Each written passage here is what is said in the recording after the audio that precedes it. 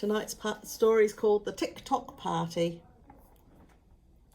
One day, Timothy said to his mother, "It's a long time since Christmas and we haven't had a party for ages. Will it be my birthday soon?" "Not for another long time," his mother said. "We are halfway between Christmas time and birthday time. Couldn't we have a birthday a bit sooner this year?" said Timothy. "Not really," said his mother. "It's best to have your birthday when it comes." Timothy looked around sadly. Out in the yard he saw Tock, the old grey rocking horse. "Could it be Tock's birthday then?" he said. "Tock is so old his birthday cake would be like a bonfire with all its candles. Can it be his birthday, please?" Mother thought for a while. "Yes," she said, Tock deserves a birthday. He's very old indeed. First he was Granny's rocking horse, and then he was mine, and now he's yours.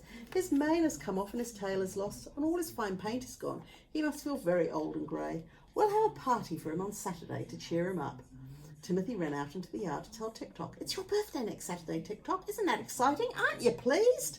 But Tock just looked as sad and grey as ever, and Timothy was the one to be excited. Thursday went by and Friday, and at last it was Saturday, the day of the birthday. It was a beautiful sunny morning, and Timothy woke up, and the first thing he did was run outside in his pyjamas and say, "Happy birthday" to Tock. He ran into the sunny yard and stopped in surprise. Tock wasn't grey anymore. He was shiny white all over. Mother and Father laughed at Timothy's surprise. "This is part of my birthday present to Tock," Father said. "I'll give him the rest of his present later this afternoon when the white paint is dry." Timothy was very pleased to think Tock had been given a birthday present, and all morning he played in the yard, and he couldn't keep his eyes off the shining white shape of Tock. Just before lunch, a car pulled up at the gate. "Mummy," said Timothy, "here's Granny and Grandpa." "We couldn't miss Tock's birthday," Granny said. "I've got a present for him." Tock couldn't unwrap his present, so Timothy had to unwrap it for him, and Granny had made him a fine red saddle with golden tassels. Grandpa had a parcel too. At first, Timothy couldn't think what it was. It seemed to be filled with long black hair.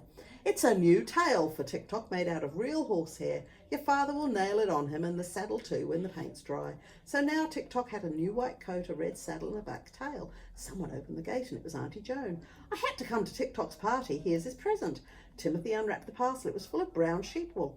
"It's from a special brown sheep that I know," said Auntie Joan. "It's a mane for Tock, but I see that you'll have to wait before we can put it on." So now Tock had a fine brown mane to toss in the wind. "It doesn't match his tail, but that's all the better."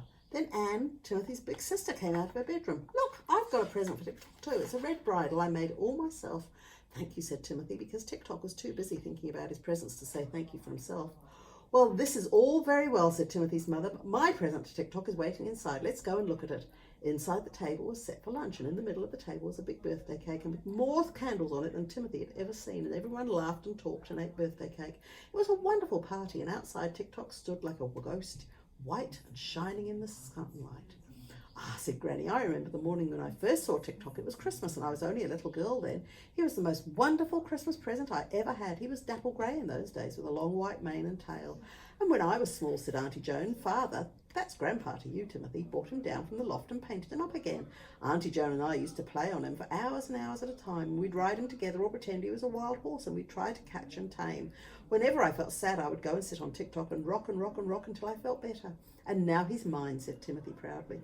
"Quite a member of the family, in fact," said Father. "I think the paint is dry enough now. We'll give Tock a really new look for his birthday."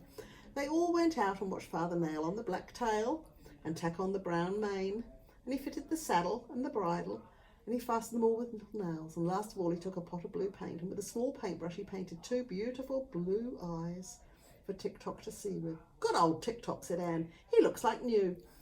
"He's smiling at me," Timothy cried. "So he should be with all those presents," said Father, laughing. He lifted Timothy onto the new red saddle. "You give him a birthday present now, Timothy. Take him for a good rocky ride." So Timothy rocked away, and Tock's rockers went tick-tock, tick-tock on the concrete, which was no doubt his rocking horse way of saying thank you for all the presents. Have you got a rocking horse? I wonder if your mummy's had a rocking horse, or your granny's. Night-night.